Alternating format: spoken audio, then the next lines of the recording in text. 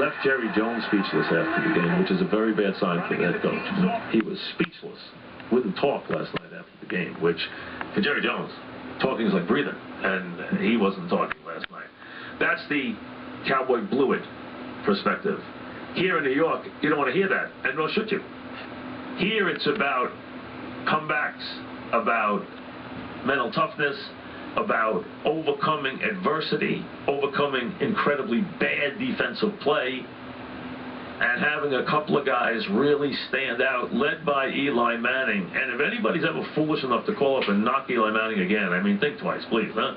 Eli Manning has taken that quantum leap this year to where, no, he's not Aaron Rodgers or Tom Brady or Peyton Manning, but he is one hell of a quarterback, and that's the bottom line. And the Giants make big plays, As I told you yesterday, Friday again, the best part of the Giants is Manning and Nix. Okay, that is the Giants now. Manning and Nix is the Giants. Sprinkle in the tight end, sprinkle in Manningham, sprinkle in Cruz. The Giants are Manning and Nix. That's what they are right now. That's what scares people. And then you throw in Pierre-Paul. And I've said this to you many times. 5 years from now, the only guys that I can tell you right now are going to be on the Giants, who are on the Giants right now, are Manning, Pierre-Paul, and Nix. Other than that, I have no idea who's going to be on the Giants. They can all come and go. But those three guys are going to be on this team because they are big players right now, and that's what's going on. Pierre-Paul was sensational last night. His motor was sensational. The play he made on the sideline saved 10 yards. Late, he made a couple of big sacks. He put pressures on, and then he gets up and blocks the field goal. I mean, the guy he is emerging as a superstar. And last night, he was the best defender on the field. He was much better than Ware. Now, Ware, I understand Ware got hurt. And I know the Cowboys are going to be talking about Murray getting hurt, which was no factor.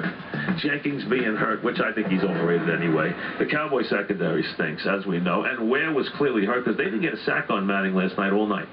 They got pressure occasionally, but no sacks. 40 attempts, no sacks. Give the Giant offensive line credit for that.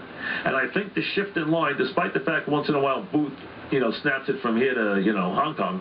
Other than that, the move with Booth, Petrus, and Deal has made them a more physical offensive line. There is no question about that.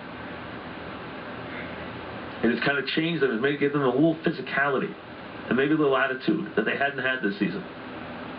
But what this came down to last night were two very, very overwhelmed defenses.